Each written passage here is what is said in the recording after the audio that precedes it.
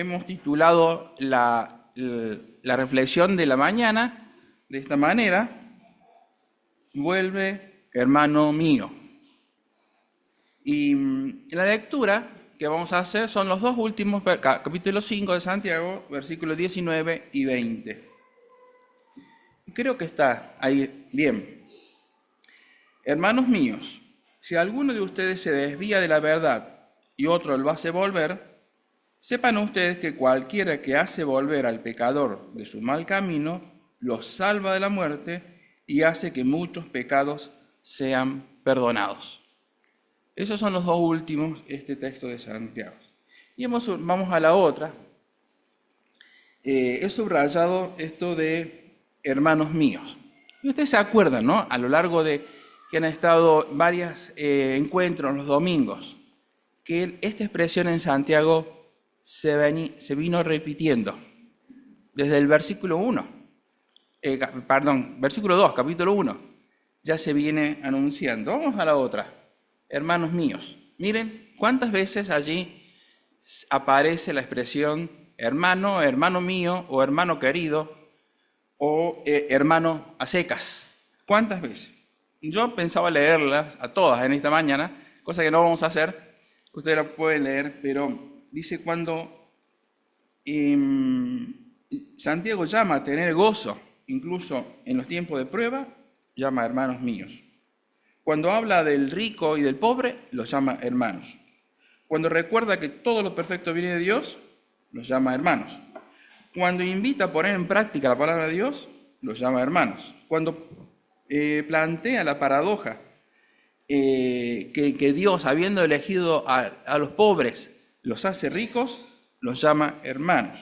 Cuando plantea la controversia entre la fe y las obras, los llama hermanos. Cuando advierte el peligro de autonombrarnos maestros, los llama hermanos. Cuando habla de las apariencias y que la higuera no puede dar uvas y ni una fuente salada no puede dar agua dulce, los llama hermanos. Cuando invita a no hablar mal de otra persona, los llama hermanos. Cuando anima a tener paciencia porque el Señor viene, los llama hermanos. Cuando promueve un estilo de vida de la no queja, los llama hermanos.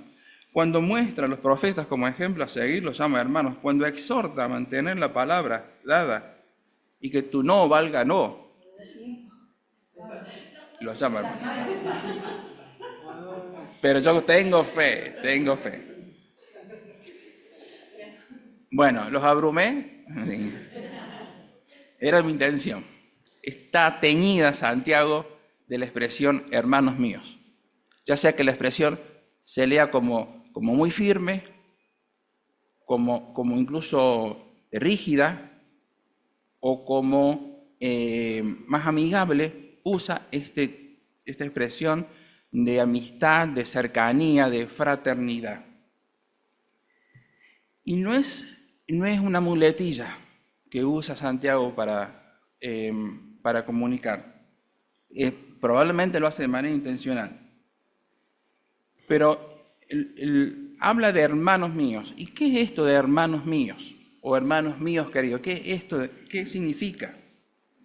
Bueno, no es algo que hayamos logrado nosotros por nuestra capacidad, ni es algo que hayamos por haber estudiado mucho, sino que es un regalo de Dios. La familia de la fe es un regalo de Dios y que es gracias al amor de Dios. Vamos a la otra.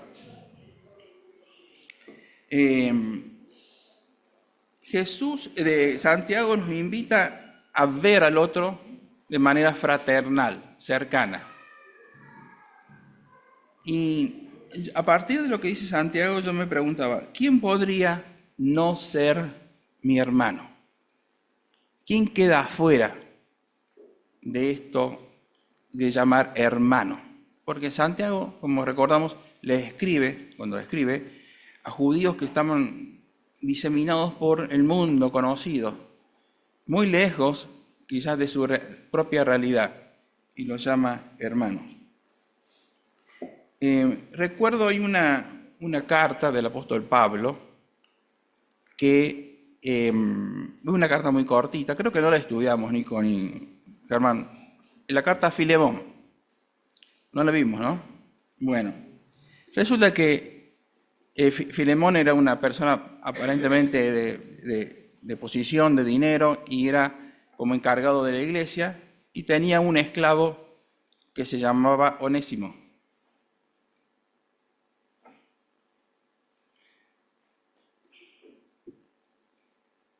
El esclavo se escapó y cayó preso, y justamente allí en la prisión se encontró con Pablo. Y Pablo, por supuesto, ¿de qué le habló? Del Evangelio. Y Onésimo se convirtió. Y después entonces Pablo le escribe una carta a Filemón. Miren lo que le dice, acá lo transcribí. Hermano Filemón, estoy muy contento y animado de saber que amas mucho a los demás, pues tú has consolado y animado a todos los que pertenecen al pueblo de Dios. Pablo está contento con Filemón. Y dice, miren, yo ya estoy viejo y ahora estoy en la cárcel, justamente por servir a Jesucristo. Yo sé que tú me amas, pero aunque sé que te podría ordenar lo que te pido, no quiero hacerlo. Cristo me ha dado autoridad, pero prefiero pedirte un favor. Te ruego que recibas bien a Onésimo. Para mí, él es como un hijo, pues yo le anuncié la buena noticia aquí en la cárcel. Antes, Onésimo fue para ti un esclavo inútil, pero ahora no. Te lo envío de nuevo, de vuelta, y espero que lo recibas como me recibieras a mí. Me hubiera gustado que se quedara conmigo y que me ayudara para seguir anunciando la buena noticia, pero no haré nada que no estés de acuerdo, amigo. Solo que ahora ya no lo tendrás como a un esclavo, sino como a un hermano muy querido y de mucho valor. La expresión hermano en Santiago tiene que ver con este sentir que tiene Pablo también. Se encontró con un fugado. Escaparse de ser esclavo no era fácil en esa época, nunca lo fue.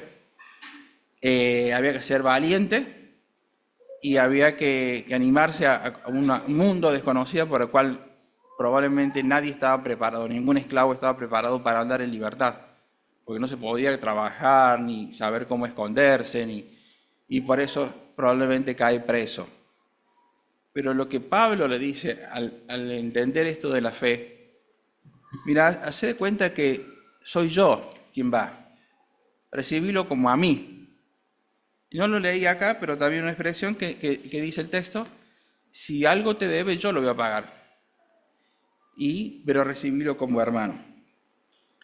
Entonces, la pregunta allí es, ¿a quién podría no ser mi hermano? Y la verdad que si yo tengo la misma mirada de Jesús y lo que está planteando Santiago en su carta, nadie queda afuera, no puedo expulsar a nadie que ya haya creído en Jesús y considerarlo no mi hermano. Por más que piense diferente, actúe diferente, tenga un idioma diferente o tenga una condición diferente. Y el texto que leímos, a ver, el otro creo que es el texto, sí, ahí lo puse. Si alguno de ustedes se desvía de la verdad y otro lo hace volver, dice el texto de Santiago. Si alguno de ustedes se desvía de la verdad y otros lo hace volver. Entonces yo me he preguntado, ¿es posible apartarse de la verdad? Y según Santiago parece que sí. ¿Es posible volver a la verdad? Y según Santiago parece que sí, porque puede volver. Y la otra pregunta, que es la verdad. Entonces, ¿de qué hablamos cuando hablamos de la verdad? La mayoría de los comentaristas hablan que está hablando de Jesús, ¿no? pero vamos a profundizar eso en un segundo. Pero ¿es posible apartarse de la verdad? Sí. ¿Y seguir siendo mi hermano? Y sí. ¿Y es posible volver a la verdad y seguir siendo mi hermano? Y sí. Entonces yo tendré que medir mis formas y mis reacciones a la hora del reencuentro. Planificar mis formas de recibir al hermano que se había apartado de la verdad. Vamos a ver la verdad en Santiago, pero antes hay una imagen que me gustaría compartir, porque cuando hablamos de verdad, la primera expresión más fuerte que me impacta a mí es allí la pregunta de Pilatos y el diálogo con Jesús, ¿no? Jesús le dice, aclara a Pilatos que cuando Pilato le pregunta, ¿así que tú eres el rey? Jesús le respondió, tú lo has dicho, yo nací y vine al mundo para decir lo que es la verdad, y todos los que pertenecen a la verdad me escuchan. Bueno, ahí en ese momento el evangelista de Juan cuenta que Pilato preguntó, ¿y qué es la verdad? Pero no se quedó a esperar la respuesta, se fue de allí. Aunque se había presentado él en el juicio, le recuerdo, como la autoridad que tenía poder para liberar o condenar al maestro, ¿no? Él se había presentado con esos créditos, pero no puede vencer la fuerza popular de allí, de que la gente estaba pidiendo que crucifiquen a Jesús.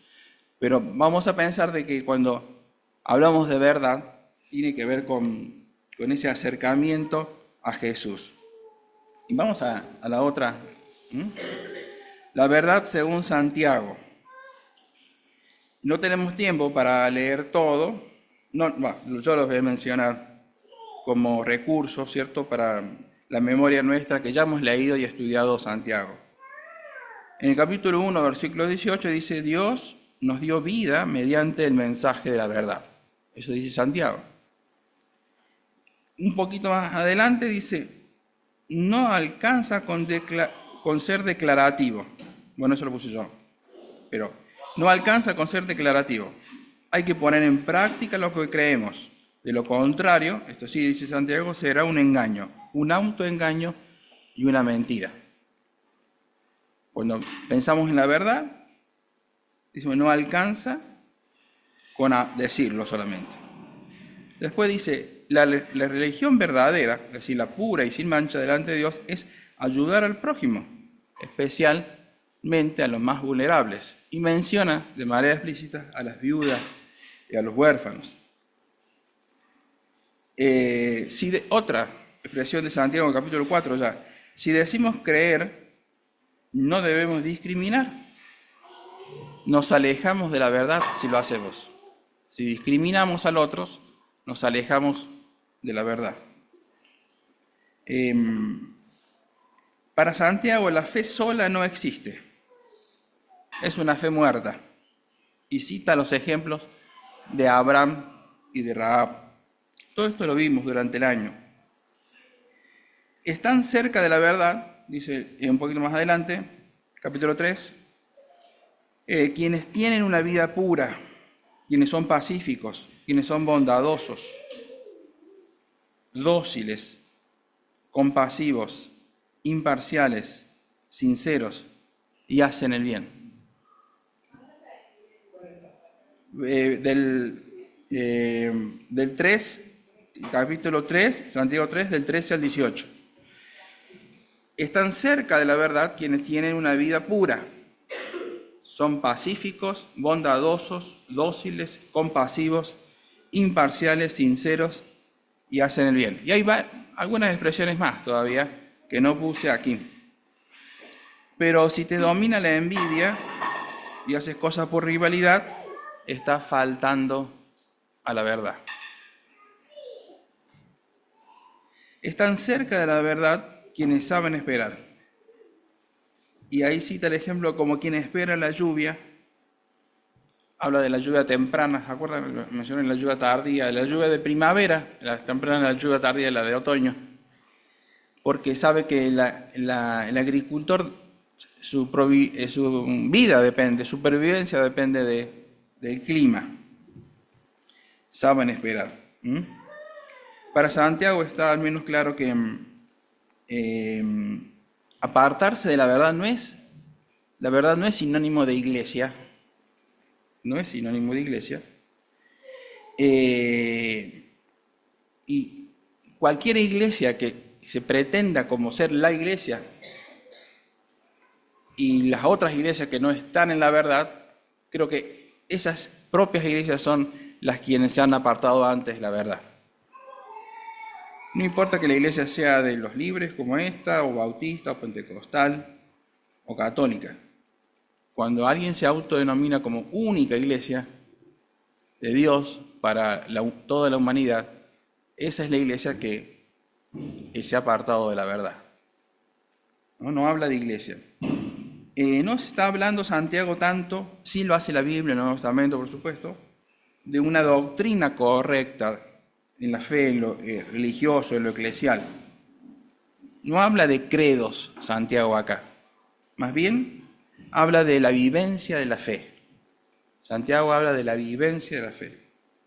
Y no profundizo en cada uno de los temas porque cada uno de estos temas ya lo han tocado mis hermanos durante todo este tiempo, durante todo este año.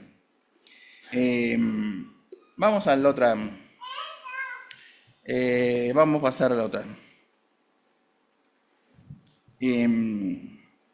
Entonces, el texto que nos invitaba a, si alguno se aparta, hermanos, si alguno se aparta, nos invitaba y otros lo hace volver. Yo quiero en esta mañana, como hacer como la misma invitación de Santiago, a volver a Jesús. Volver a Jesús. Pero ese Jesús cotidiano, ese Jesús que tiene que ver con la vida diaria, ese Jesús que tiene que ver con todo esto que mencionamos recién, ¿no? De una vida y una actitud y una conducta apropiada al mensaje del Maestro. Volver a Jesús significa ver su historia, la vida de Jesús, y imitarlo en su expresión, en su manera de ser. Por supuesto, vivimos en otro contexto. 2000 años atrás no había que esperar el colectivo, entonces la paciencia y el buen humor que hay que tener para esperar el colectivo, eso Jesús no lo vivió, pero sí tuvo que tener paciencia con otras cosas, ¿no? Hay que adaptar. Así que la invitación es volver a Jesús. Con esta vida cotidiana, Y yo quiero decir, gracias hermanos, vamos a la última. Primero, a toda la iglesia porque ha ido acompañando esta lectura del libro de Santiago. Gracias también a quienes estuvieron aquí al frente animando y la reflexión de Santiago. Y bueno, y gracias a Dios, por supuesto, por ayudarnos a entender a través del libro de Santiago que la vida de fe tiene que ver con una confesión, pero tiene que ver sobre todo también con una vida cotidiana, cambiada, diferente. Así que hasta aquí llegamos con la reflexión de la mañana. Disculpe que he ido muy largo, pero muy rápido digo, no muy largo. Pero quería queríamos cerrar este tema de Santiago porque después el programa sigue con otros temas. Y teníamos justamente también la visita del equipo aquí. Así que vamos a orar a Dios. Vamos a orar a Dios para que Él nos guíe y para que Él nos haga más parecido a Él. Y no se olviden de no cerrar los ojos, de abrir los ojos porque vamos a orar a Dios. Entonces, y compartimos la oración con nuestros hermanos. Y también luego nosotros nos vamos a quedar un rato más. Si alguien quiere hacer, es decir, todos deberían ir a saludarlos, ¿verdad? Está como una tarea obligatoria. Porque a ella le va a gustar recibir el abrazo, aunque no entendamos detalles de la comunicación. Pero sí, la mirada y el abrazo pueden más que cualquier diálogo. Así que eso los invitamos. Y si surgen algunas cosas de la tarea o de lo que hacen o de la vida cotidiana, también lo pueden conversar mediante los intérpretes, que acá está Eugenia y Tamara. Y bueno, y también nos acompañaba Lorena, es de parte del equipo en que estamos trabajando de la Sociedad Bíblica. Así que oramos. Padre del cielo, gracias porque eres bueno. Gracias por esta carta de Santiago que nos acompañó durante todo el año. Y tantas verdades aprendimos ahí, tantas verdades. Aprendimos a que tenemos que ser sinceros, que tenemos que no discriminar a nuestro hermano. Aprendimos que tenemos que ser bondadosos. Y estamos aprendiendo a ser generosos. Estamos aprendiendo poco a poco. Aprendimos que la fe no es solamente una declaración de que yo creo. Es eso, sí, por supuesto, pero también es una vida comprometida con esto que digo creer. Así que te pido que tu Espíritu Santo nos guíe a todos, nos guíe a la Iglesia de Centenario aquí, y también guíe a este grupo de hermanos que tienen esta tarea tan importante de la traducción de la Biblia, que los acompañe en sus necesidades. Cada uno tiene su familia, sus sueños, sus miedos, sus necesidades. Entonces te pedimos, Señor, que tú los cuides a cada uno, que tu amparo esté con ellos, que tu bendición eterna esté allí, porque necesitan de saberse protegidos para que tu Espíritu Santo pueda guiarlos en cada uno de los días y cada una de las tareas que cada uno le toca hacer. En el nombre de Jesús oramos y decimos amén. Amén.